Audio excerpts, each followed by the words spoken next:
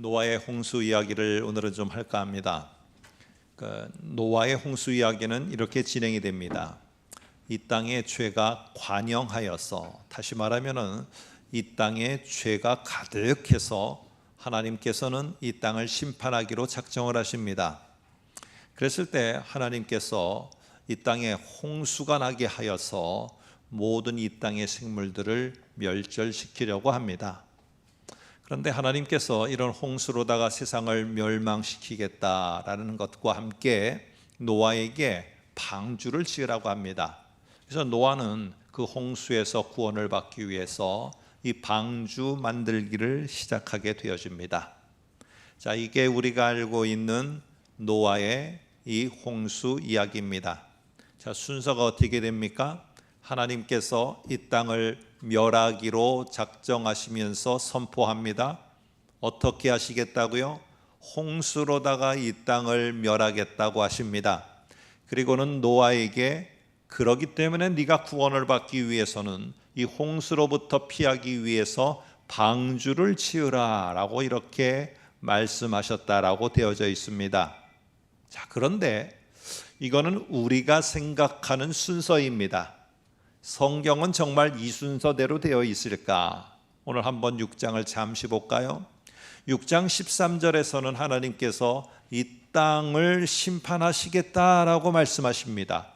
그러면은 우리가 지금 알고 있는 이야기대로 하면은 14절에 홍수로다가 내가 멸망하겠다는 말이 14절에 나와야 됩니다. 그런데 14절에는 그 내용이 나오지 않습니다. 그리고는 갑자기 14절서부터는 이 방주를 어떻게 지으라는 이야기가 나오고 17절에 가서야 하나님이 홍수로 이 땅을 멸망하겠다는 말씀을 하시게 되어집니다. 자, 그러니까 순서상으로는 17절이 앞에 와서 이 땅을 하나님이 멸망하려고 하는데 홍수로 멸망한다. 그리고는 14절이 와서 그러니까 너는 방주를 만들어서 너는 거기서 구원함을 얻어라 라고 이렇게 말하는 게 순서상 맞는데, 심판을 선포하고 어떻게 심판한다는 내용은 없고 무조건 방주를 만들어라는 이야기가 나오고 그 다음에 홍수의 이야기가 나오게 됩니다. 자, 왜 이렇게 창세기는 순서를 바꾸어서 우리들에게 말을 하고 있는 것일까요? 한번 6장 17절을 보면 이렇게 말합니다. 내가 홍수를 땅에 일으켜 무릇 생명의 기운이 있는 모든 육체를 천하에서 멸절하리니 땅에 있는 것들이 다 죽으리라 이렇게 말합니다. 근데 아직까지는 14절에서 노아 방주를 짓는 그 대목에서는 노아는 이 땅이 어떻게 심판을 받게 될지 잘 모르는 내용입니다. 그냥 하나님이 방주를 지으라고 하는 것입니다. 왜 이 이야기를 가운데다가 넣어놨을까? 하나님이 세상을 심판하는데 홍수로 심판한다는 이거는 하나님의 큰 계획이고 그림입니다. 지금 내가 방주를 지어야 되는 것은 노아에게 있어서 오늘의 일입니다. 우리는 간혹 가다가 하나님이 나를 향한 큰 계획과 그림이 무엇입니까? 보여주십시오 라고 하며 기도할 때가 있습니다. 물론 그런 기도가 필요할 때가 우리에게는 있고 그런 뜻을 구해야 됩니다. 그런데 우리는 간혹 가다가 그런 하나님의 큰 그림, 큰 계획, 이거를 알려고 몰두하고 그것에 대해서 몰입하는 시간 속에 오늘 내가 해야 될 것, 오늘 너는 이거 해, 오늘 너는 이걸 하라니까 하는 이런 주님의 하나님의 세미한 음성을 놓칠 때가 많습니다. 하나님, 내가 도대체 이 새로운 한 해에는 어떤 하나님이 나를 향한 큰 계획이 있습니까? 나를 향해서 어떤 하나님의 뜻이 있는지 보여주십시오. 저는 사실 목사임에도 불구하고 이렇게 기도했지만은 올해 너에게는 이러한 것이 나를 향한 뜻이라고 큰 그림을 보여준 게 그렇게 많지는 않은 것 같습니다. 단지 그렇게 기도를 하고 새해를 시작했지만은 하루하루를 버텨나갈 수 있는 힘이 되는 말씀을 주시는 게 하나님의 응답이었습니다. 그저 한 주 한 주를 이겨나갈 수 있는 그 주에 필요한 말씀을 가지고 그냥 그 한 주를 버텨나가고 하다 보니 하나님께 지나고 세월이 지나고 보니까 하나님께서 그리고자 하셨던 그림에 제가 들어가 있는 것을 나중에서야 보게 됩니다. 근데 우리는 이렇게 노아가 만일에 하나님의 세상을 심판하는 큰 그림이 뭡니까? 그거부터 보여주십시오 라고 하지 않았습니다. 노아는 하나님의 큰 그림은 무엇인지, 오늘 나에게 이렇게 햇볕이 쨍쨍 내리쬐는 이때 방주를 저것도 산에다가 지으라고 하는 이유가 뭔지 묻지도 않았습니다. 그저 오늘 내가 해야 될 것이 그거라면은 그것을 조롱하는 소리가 들려오던 그거를 왜 하느냐는 둥 별별 소리가 다 들려와도 오늘의 일에 나는 최선을 다하며 그 들은 말씀대로 살아가는 모습이었습니다. 자, 이런 내용이 오늘 노아의 홍수의 중요한 메시지 속에 들어있다는 사실을 기억하며 이제 조금 더 구체적으로 보겠습니다. 한번 14절을 볼까요? 이제 분명히 하나님은 이 땅을 심판하신다고 해놓고는 어떻게 심판한다는 말 대신에 14절에 이렇게 말합니다. 너는 고페르나무로 너를 위하여 방주를 만들되 그 안에 칸들을 막고 칸들을 만들라, 역청을 그 안팎으로 칠하라, 이렇게 되어 있습니다.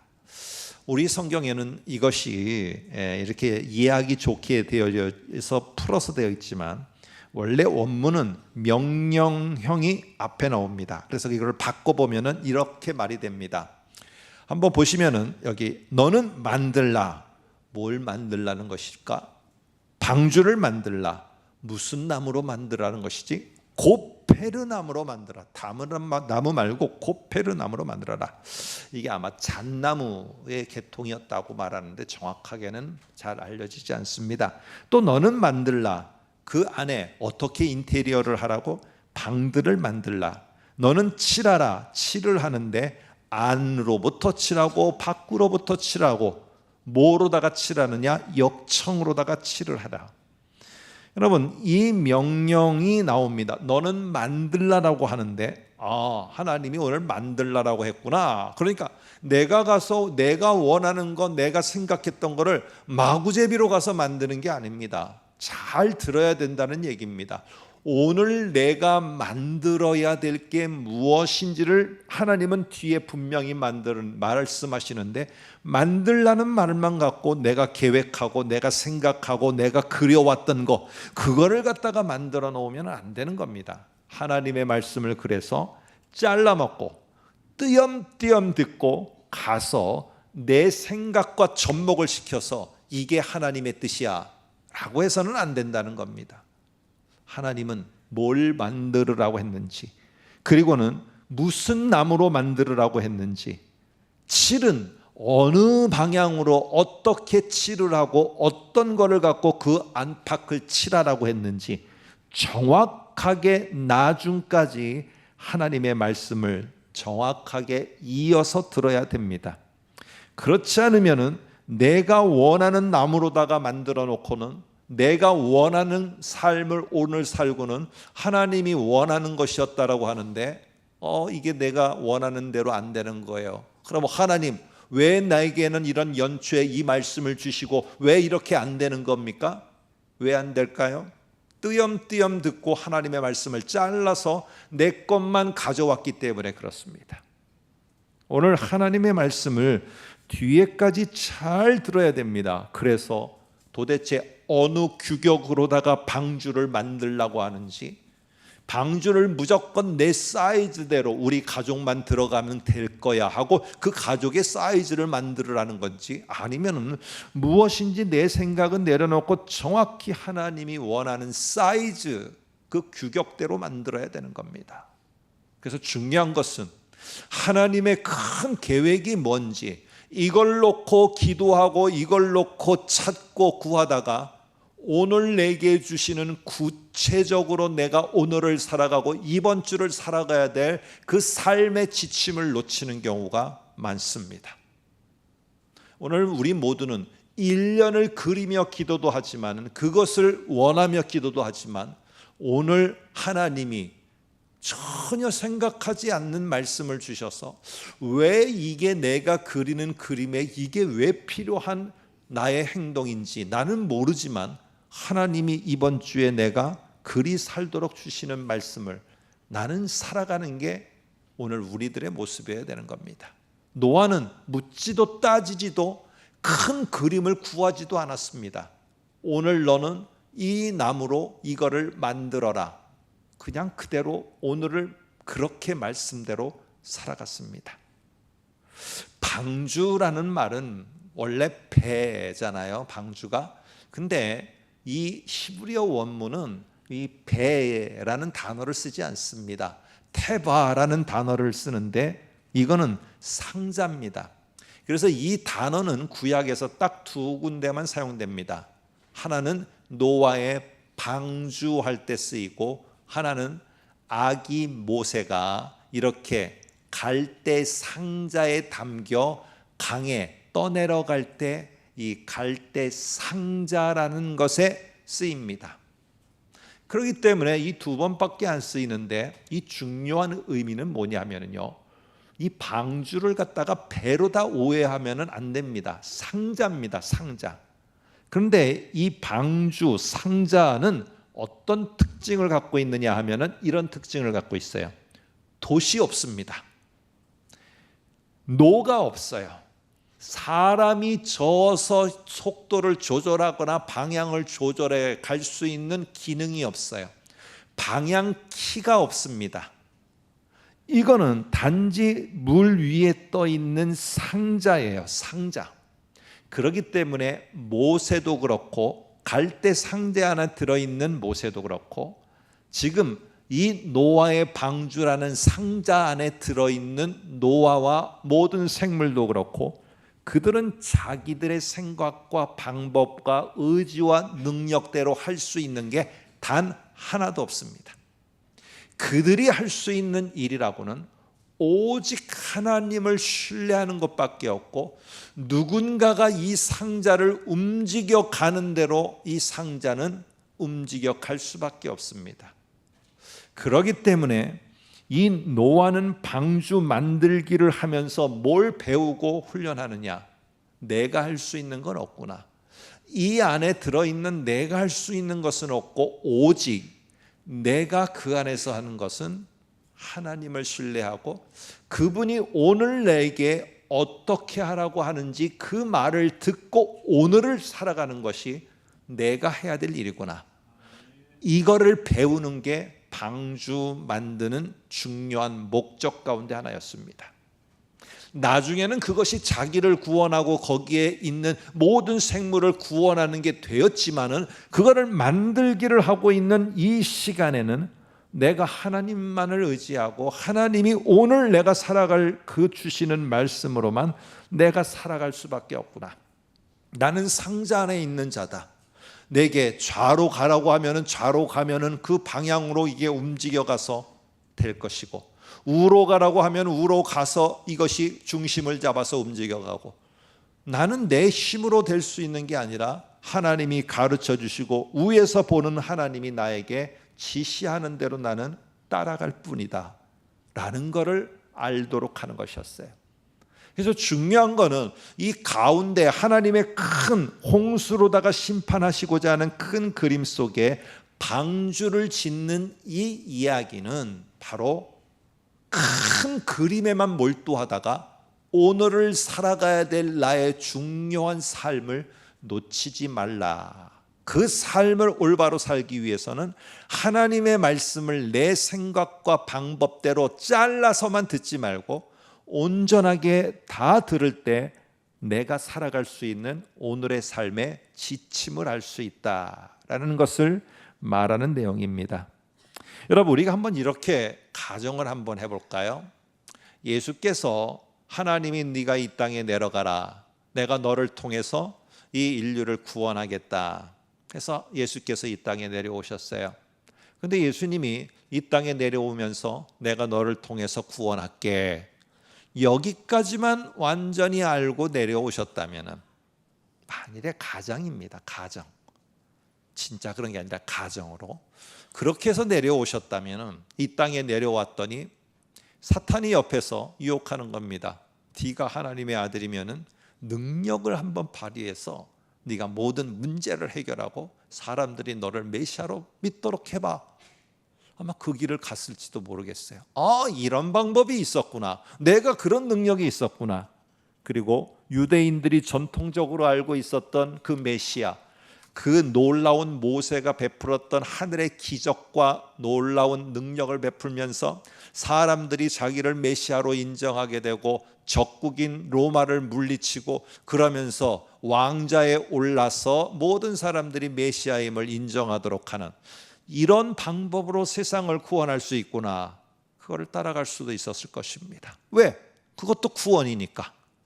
그런데 하나님의 그 속에서 분명히 하나님이 가르쳐 주시는 것은, 너는 십자가를 져야 되고 너는 부활의 첫 열매가 됨으로 구원을 이루게 될 거라는 사실입니다. 그래서 구원을 이룬다라는 것이 아니라 어떻게 오늘을 살아가면서 그것을 해나가는가, 그것까지도 명확하게 알아야 예수께서는 그 길을 갈 수 있는 것이고, 그것을 아신 예수는 바로 내가 가야 될 구원의 길은 이것이라는 걸 알고 그 길을 갔던 것입니다. 우리는 여호수아에게 했던 말, 성경에서 간혹 가다가 나오는 하나님의 약속을 알고 있습니다. 내가 항상 너와 함께하리라. 예수님이 이 땅을 떠나시면서 제자들에게 내가 너희와 항상 함께하리라 약속을 주셨습니다. 여러분, 이 약속을 갖다가 우리의 생각대로, 우리의 판단대로 이거를 길게 이해하지 않고 짧게 이해해서 받아들이면은, 다른 곳에 함께 한다는 말과 함께 어떤 일이 있느냐? 문제가 해결됩니다. 내가 너와 함께 할게, 요단강이 갈라집니다. 내가 너와 함께 할게, 여리고성이 무너집니다. 이런 것만 우리들이 생각해서 연관 지으니까 내 모든 상황을 없애주시는 거, 이게 바로 여호와께서 나와 함께 하시는 것이라고 우리는 이렇게 받아들입니다. 그런데 왜 하나님이 함께 하시는데 나의 문제가 해결이 안 되는가? 이때 우리는 갈등이 되어집니다. 고민이 되어집니다. 이게 상당히 어려워집니다. 그러나 여러분, 내가 항상 너와 함께 하겠다고 했지, 내가 항상 네 앞에 있는 장애물을 없애주겠다라고 하나님은 약속하지 않았어요. 부분적으로 우리는 이해하고 받아들이게 되면은 하나님을 부분적으로만 신뢰를 합니다. 그리고 부분적으로만 순종을 하고 믿게 됩니다. 다윗이라는 사람은 사망의 음침한 골짜기를 걸어가면서 항상 하나님이 나와 함께 하셨다라고 고백합니다. 그러나 그는 자기가 걸어갔던 죽음의 길, 자기가 걸어갔던 고난과 그 어려움의 길, 그런 어려움, 사망의 음침한 골짜기의 상황이 사라지지 않았어요. 10여 년 동안 끊임없이 따라다녔습니다. 해는 바뀌었지만은 그 상황은 변화가 되질 않았어요. 그런데도 불구하고 다윗은 흔들리지 않는 게 있었습니다. 여호와 하나님이, 목자된 여호와 하나님이 이 상황에 나와 함께하고 있다는 것이다. 이게 그에게 변하지 않는 사실이었어요. 이 약속이. 여러분, 오늘 우리는 부분적으로 내가 생각하고 싶은 그런 부분적으로만 이 하나님이 주시는 말씀을 이해하는 게 아니라 전체적으로 다 하나님의 말씀을 올바로 이해하고 오늘을 살아가는 일에 최선을 다하는 게 필요합니다. 한번 이런 관점에서 19절을 한번 볼까요? 또 다른 명령이 주어집니다. 19절에 보니까 이렇게 말합니다. 혈육 있는 모든 생물을 너는 각기 암수 한 쌍씩 방주로 이끌어들여 너와 함께 생명을 보존하게 하되 라고 말합니다. 만일에 여기까지만 이 노아가 듣고 짧게만 듣고 이 명령을 따랐다면 그리고는 성급하게 나아가서 생각했을 것입니다. 아니, 저기에 악어, 저 호랑이를 어떻게 잡지? 저 어떻게 한 쌍을 갖다가 데리고 오지? 덫을 놓을까? 아니면 그물을 칠까? 저 공중의 새들은 그러면 어떻게 한 쌍씩 잡아다가 다 드린단 말일까? 이게 하루나 이틀 사이에 된다는 말일까? 이게 어떻게 가능하지? 이런 별별 생각을 다 했을 것입니다. 그러면 애쓰고 애써서 한 마리의 한 생물의 한 쌍을 데려왔는지 모르지만은 너무 힘들다. 나는 못하겠다. 나는 이게 할 일이 아니다. 왜 이거를 나에게 하라고 하나님은 말씀해갖고 이걸 어떻게 한단 말인가? 못할 일을 시켰다. 이렇게 하고 아마 포기하고 말았을 겁니다. 그러나 노아는 잘라서 듣고 잘라서 이해하고 잘라서 부분적으로만 순종하지 않았습니다. 20절까지 같이 들었습니다. 한번 볼까요? 20절에 이렇게 말합니다. 새가 그 종류대로 가축이 그 종류대로 땅에 기는 모든 것이 그 종류대로 각기 둘씩 네개로 나아오리니. 이게 쌍으로 나아오도록 하는 것은 누가 할 일이에요? 하나님이 하셔야 돼요. 하나님이 하실 일이에요. 하나님이 쌍으로 나오도록 줄지어서 오도록 하나님이 하시면은 노아가 하는 일은 쌍으로다가 짐승 생물을 잡는 일이 아니라 오는 그들을 이 방주 안으로 들여보내는 일이 오늘 노아가 해야 될 그날의 일이에요. 얼마나 다릅니까? 얼마나 하나님이 내게 원하시는 삶이 다릅니까? 짐승을 잡아다가 내가 들여보내야겠다는 거와 하나님이 다 하셔서 네 앞에 오면은 잘 그 방주 안으로 들여보내기만 하라는 것과 얼마나 다릅니까? 이 노아는 바로 이렇게 20절까지 하나님의 말씀을 전체적으로 잘 듣고 그 하루에 내가 무엇을, 그날에 무엇을 할 거를 최선을 다해서 살아갔던 삶, 이게 바로 하나님의 눈에 들어온 삶입니다. 노아는 큰 그림을 알았고 하나님의 뜻을 알았고 하나님이 뭘 어떻게 하는지를 알았기 때문에 하나님이 그의 믿음이 있다라고 한 게 아니라 그건 뭔지 모르지만 하나님이 오늘 너가 할 것은 이거다라고 하며 오늘을 살아갈 그 말씀을 줬을 때 그 말씀으로 살아가려고 했던 것, 그게 하나님 눈에 들어온 것입니다. 여러분, 오늘 이 말씀을 들은 노아에 대해서 이렇게 표현합니다. 6장 22절, 7장 5절을 한번 볼까요? 6장 22절에 보니까 노아가 그와 같이 하여 준행했다 이렇게 합니다. 여기에서 하여라는 말은 이 준행했다라는 말입니다. 그래서 노아가 그와 같이 하나님이 하라고 하신 그대로 100% 준행했다. 하나님이 자기에게 명령하신 대로 그대로 100% 준행하였다. 7장 5절도 마찬가지고요. 여기에서 하나님이 하라고 한 그 말씀을 100% 똑같이 했다라는 걸 강조하고 있습니다. 100% 똑같이 했다. 이거를 하나님께서 어떤 큰 그림을 그리시는지, 나를 위해서 뭘 큰 계획을 가지고 있는지 나는 다 알 수 없다. 나는 그 부분도 알 수 없다. 그러나 오늘을 내가 어떻게 살아갈지 하나님이 주신 말씀이 있고, 나는 그 말씀대로 잘라서 내가 원하는 대로만 사는 것이 아니라 그것이 지금은 이해가 되지 않지만 나는 100% 그대로 오늘을 그 주신 말씀으로 나는 살아가노라. 노아가 지금 평가받기를 노아는 그렇게 오늘을 100% 그 말대로 살아갔다라고 이렇게 말하고 있습니다. 여러분, 우리는 우리가 바라는 기대가 있습니다. 그 기대에 부응하는 말씀이 주어졌을 때는 아멘이고 그것이 하나님의 말씀이었다라고 그렇게 믿습니다. 그러나 그 다음 말은 우리는 들으려고 하지 않습니다. 내가 필요한 부분만을 선택해서 듣고 거기에만 아멘을 하고 그것만 받아들이게 되어집니다. 가나안 땅으로 이스라엘이 들어가기 직전에 모세가 하나님의 말씀을 대언해서 그들에게 전합니다. 신명기 11장 13, 14절을 한번 볼까요? 이렇게 말을 전합니다. 내가 오늘 너희에게 명하는 내 명령을 너희가 만일 청종하고 너희의 하나님 여호와를 사랑하여 마음을 다하고 뜻을 다하여 섬기면 여호와께서 너희의 땅에 이른 비 늦은 비를 적당한 때에 내리시리니 너희가 곡식과 포도주와 기름을 얻을 것이요 라고 말합니다. 자, 이게 두 개를 말하고 있습니다. 그런데 우리들은 후반부만을 듣기를 원합니다. 후반부만을 아멘하기를 원합니다.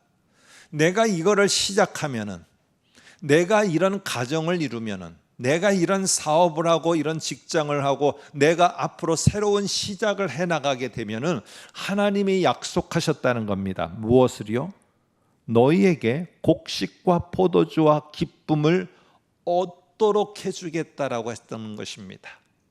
하나님의 큰 계획에는 우리가 관심을 기울이고 그것을 기대하는데 하나님이 우리에게 오늘 할 것도 말씀하셨습니다. 그게 바로 무엇이냐? 내가 오늘 너희에게 명하는 내 명령을 너희가 청종하고 듣고 순종하고 하나님만을 내가 신뢰하고 믿고 사랑하는 삶도 하나님은 우리에게 명령하셨어요. 우리가 실제로 하기를 원하시는 것, 우리에게 관심을 갖고 눈을 보고 갖고 쳐다보시는 것은 전반부의 그 삶을 사는지를 보시고 있다는 거예요. 오늘 왜 나는 이게 안 생기지? 왜 저게 안 생기지? 내게 곡식과 포도주와 기쁨을 얻는 것이 없다 할지라도 오늘 내가 할 수 있는 것이 있습니다. 그게 바로 무엇이냐? 하나님을 신뢰하고 하나님을 사랑하며 그분이 하는 말을 경청해 듣는 일은 내가 곡식이 있던 없던, 내가 기름이 있던 없던, 나의 포도주잔에 포도주가 있던 없던 내가 할 수 있는 일입니다. 내가 그것을 끊임없이 빈잔을 들고 텅 빈 창고 앞에서 아무런 만들고 먹을 것 없는 기름이 없는 기름병을 들고라도 하나님 앞에 내가 그 말씀을 듣고 신뢰하고 그 말씀을 따라 오늘을 하루하루를 버티며 살아가게 될 때 하나님께서는 점점점 사망의 음침한 골짜기는 지나가고 쉴 만한 물가가 점점 내게 다가오도록 주님께서는 인도해 가실 겁니다. 중요한 거 없더라도 있더라도 내가 할 수 있는 거 분명히 오늘 내가 할 수 있는 것을 하나님은 말씀해 줍니다. 그거를 하다 보면은 나도 모르게 사망의 음침한 골짜기가 지나가고 있고 쉴 만한 물가가 나를 기다리고 있는 것이 다가오는 것을 보게 될 것입니다. 여러분, 성경에 보면은요, 제자들이 예수님과 대화하는 장면 속에서 예수님이 이 제자들에게 이런 말을 합니다. 마태복음 17장 22, 23절을 한번 볼까요? 거기 보면 이런 말씀을 합니다. 인자가 장차 사람들의 손에 넘겨져 죽임을 당하고 라고 말합니다. 그러면 뒤에 죽임을 당할 것이다. 그러나 제3일에 인자는 반드시 살아날 것이다. 이 말을 했습니다. 그런데 제자들의 반응은 무엇이냐? 제자들이 매우 근심하더라 라고 말했습니다. 왜 그랬을까? 전반부만 듣고 그러나 뒤에 있는 반전은 잘라버린 겁니다. 부활이라는 게 살아난다는 게 뭔지, 살아난다는 게 어떤 것인지 관심도 없고 그 말은 내던져 버린 것입니다.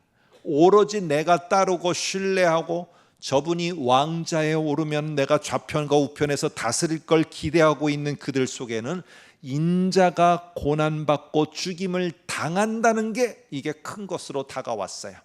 그러다 보니까 근심과 절망과 좌절 속에 빠지는 것입니다. 여러분, 하나님이 주시는 말씀은 이렇게 우리가 전체적으로 이해할 때 그러나 반전이 있습니다. 왜 앞에 것만 보며 앞에 것만 생각하면서 우리는 왜 이렇게 어렵고 힘든가? 하나님은 반전의 하나님이시기도 하기에 뒷부분에 어떤 게 있는가 또 봐야 됩니다. 오늘 창세기 8장 1절은 하나님께서 노아를 눈여겨봤습니다. 근데 노아의 어떤 부분을 눈여겨봤느냐? 바로 큰 그림을 이해한 노아가 아니라 오늘을 살아가는 그 노아의 모습을 봤습니다. 그래서 한번 표로 그려보면 8장 1절이 노아의 홍수 이야기에서 상당히 중요한 위치를 차지합니다. 여기 보면은 하나님이 노아와 그와 함께 방주에 있는 모든 들짐승과 가축을 기억하셨다라고 말합니다. 하나님은 잊지 않았다라는 거예요. 어떤 노아를, 특별히 그 하루하루를 어떻게 살지를 하나님이 가르쳐준 대로 산 노아를. 그래서 이 8장 1절을 기점으로 해서 앞에서부터 전개되어 오던 하나님이 심판하기로 결심하시고, 그리고는 방주를 지으라고 해서 방주로 들어갔고, 그러자 홍수가 시작되어서 물이 불어나게 되어서 이 땅의 모든 생물들이 다 죽게 되었을 때 하나님은 노아를 기억했어요. 그 하루하루를 살아갔던 노아를 기억하고 어떻게 바뀌느냐? 물이 줄어들기를 시작합니다. 홍수가 그칩니다. 그리고는 방주에 있던 노아가 모든 생물이 나가게 됩니다. 그리고 그들에게 하나님이 약속과 함께 새로운 시작을 해나가십니다. 오늘 이 우리 성경에는 기억하다라고 되어 있는데요, 사실은 우리가 하나님을 기억하다라고 할 때는 이 기억하다라는 표현이 참 맞습니다. 근데 하나님이 우리를 기억한다라는 말 속에는 조금 하나님이 우리를 기억한다가 가지고 있는 의미를 다 표현을 못하는 것 같아요. 그래서 옛날 성경에는 좀 어려운 말을 썼습니다. 하나님이 노아를 권념하셨다라는 이런 말을 좀 쓰고 있습니다. 그래서 이게 너무 어려운 말인데 뜻은 이런 말입니다. 하나님의 시선이 노아에게 고정되어 있었다. 그래서 이제 드디어 그를 건져내기 위한 하나님의 액션이 지금 취해지고 있다. 이게 권념하다라는 말이 갖고 있는 모습입니다.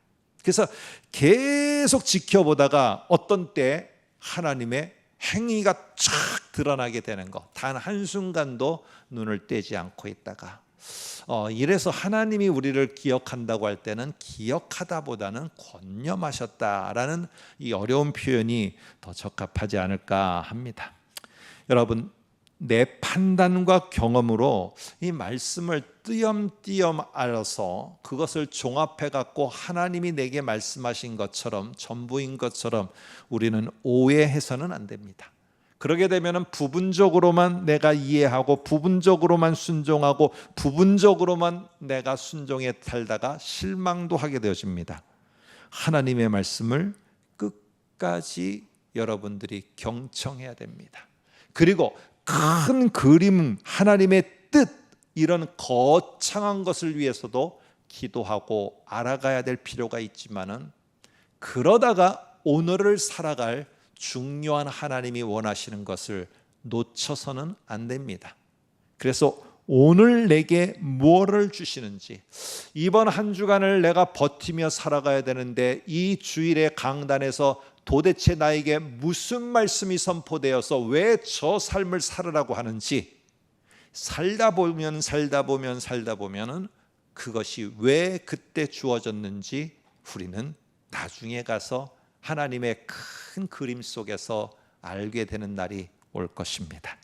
노아를 기억하고 권념하셨던 하나님이 오늘을, 이 말씀을 전체를 갖고 살아가고자 애쓰는 여러분을 지금 기억하고 바라보고 계시다는 것을 꼭 여러분 잊지 마시고, 언젠가 하나님의 액션이 이렇게 하루를 버티며 한 주 한 주를 버티는 여러분 속에 그 하나님의 액션이 반드시 나타날 것을 우리 모두가 확신하면서 이번 한 주간도 도대체 어떤 말씀을 주셨는지를 찾고 온 한 주를 여러분과 제가 잘 살아내며 하나님이 점점 우리에게 가까워오는 쉴만한 그 물가를 맞이할 수 있기를 주의 이름으로 축복합니다.